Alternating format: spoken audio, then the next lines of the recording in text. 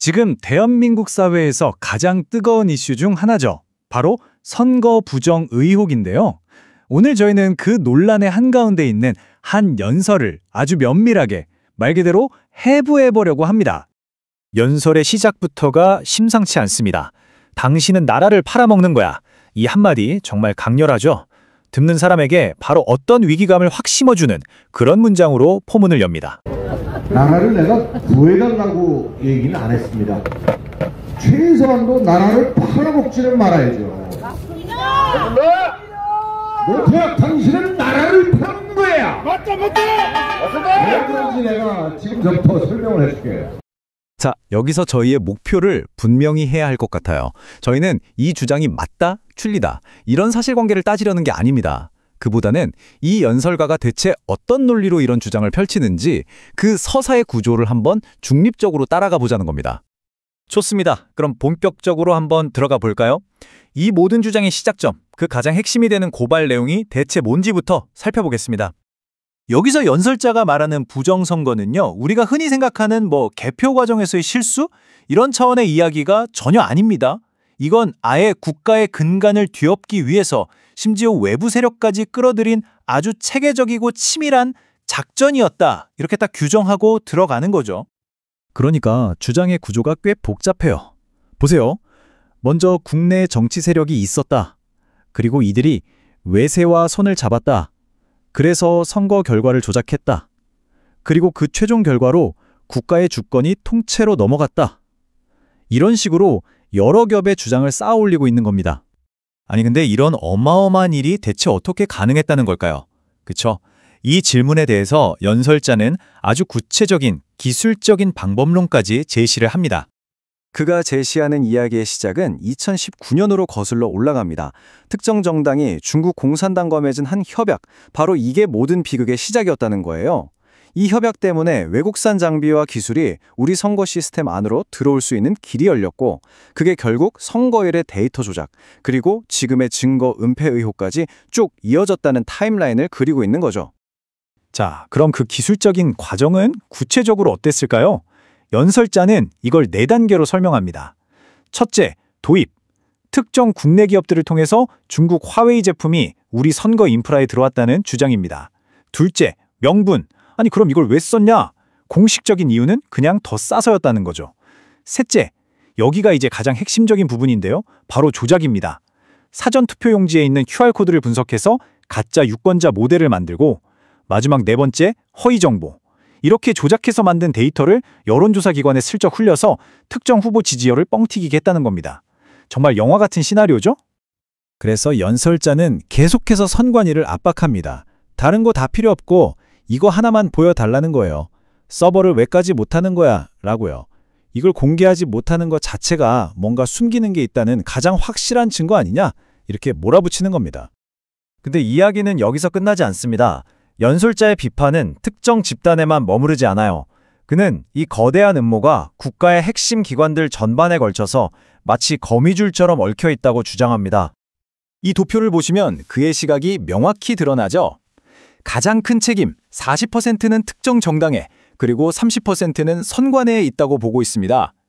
하지만 여기서 그치지 않고 사법부, 언론, 심지어 경찰 같은 법 집행기관까지 모두 이 공모의 일부라고 주장하면서 사실상 사회 시스템 전체가 오염되었다는 그림을 그리고 있는 겁니다.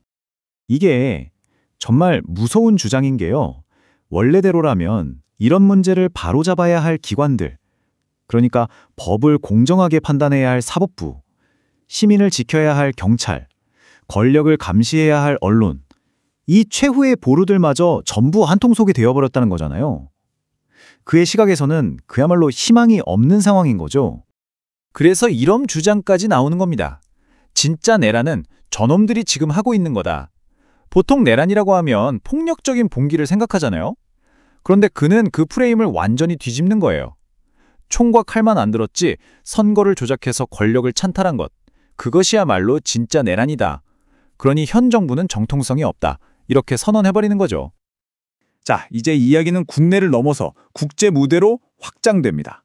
연설자에게 이 부정선거 의혹은 단순히 한국 안의 문제가 아니에요.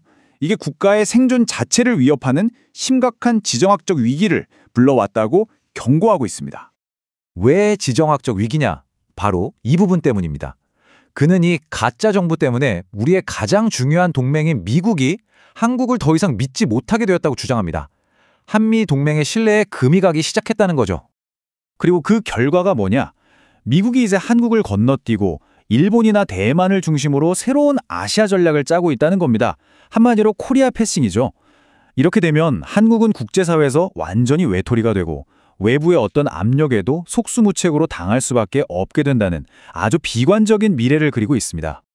그러니까 이 모든 게 다 연결되어 있다는 거예요. 부정선거 때문에 괴뢰 대통령이 들어서고 그 대통령은 세계 무대에서 무시당하고 국내에서는 검찰 같은 국가기관을 해체하는 법들이 마구 통과되고 결국에는 선거 자체가 필요 없는 세상이 와서 사법부나 선관위마저 사라질 거라는 거죠. 투표함에서 시작된 작은 균열이 결국 나라 전체를 무너뜨리는 거대한 연쇄 반응으로 이어진다는 정말 무서운 시나리오입니다. 자, 상황이 이 지경이라면 해결책은 뭘까요? 연설자가 내놓는 답은 단순한 조사나 재검표 같은 게 아닙니다. 이 정도 위기라면 그런 비봉책으로는 어림도 없다는 거죠. 그가 외치는 해법은 단 하나, 바로 혁명입니다. 그것도 그냥 혁명이 아닙니다. 구체적인 숫자까지 제시해요.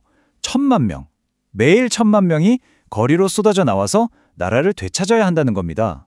오직 이 압도적인 대중의 힘만이 지금의 상황을 뒤집을 수 있는 유일한 길이라고 믿는 거죠. 그가 그리는 로드맵은 이렇습니다. 첫째, 시민들이 직접 거리로 나와서 지금의 지도부를 끌어내린다. 둘째, 문제가 됐던 지난 대선과 총선을 모두 없었던 일로 무효화시킨다. 셋째, 완전히 새로운 보안 시스템 위에서 선거를 다시 치른다. 그리고 마지막, 그렇게 해서 외세의 간섭이 없는 깨끗한 정부를 다시 세운다. 한마디로 국가 시스템을 완전히 리셋하자는 주장입니다. 그리고 마지막으로 청중들에게 행동을 촉구하면서 정말 강력한 비유를 듭니다.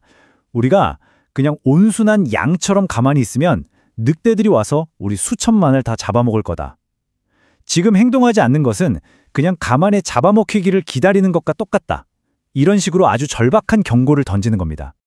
자, 오늘 저희가 살펴본 이 연설은요, 한 사회의 선거 시스템에 대한 신뢰가 어디까지 무너질 수 있는지를 극명하게 보여주는 하나의 사례라고 할 수 있겠습니다. 그리고 이 모든 이야기의 끝에서 우리는 이런 질문을 마주하게 됩니다. 선거라는 민주주의의 가장 기본이 되는 약속에 대한 믿음이 사라졌을 때 우리에게는 과연 무엇이 남게 될까요?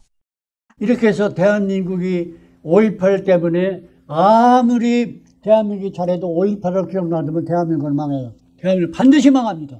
역사를 바로 알게 해줄 작게 80518과 금남로 전투, 그리고 하나회 숙청후, 육사의 붉은 사조직, 청주회 실세들이 장악하여 대한민국을 붉게 만들어 오늘에 이르게 한 것을 폭로한 김대중과 청주회 국정원장들의 대남적 화공자까지 이 세 가지 필독을 권합니다. 주문은 먼저 농협 예금주 황진무 360-02-140-392에 권당 2만 원을 입금하신 후 핸드폰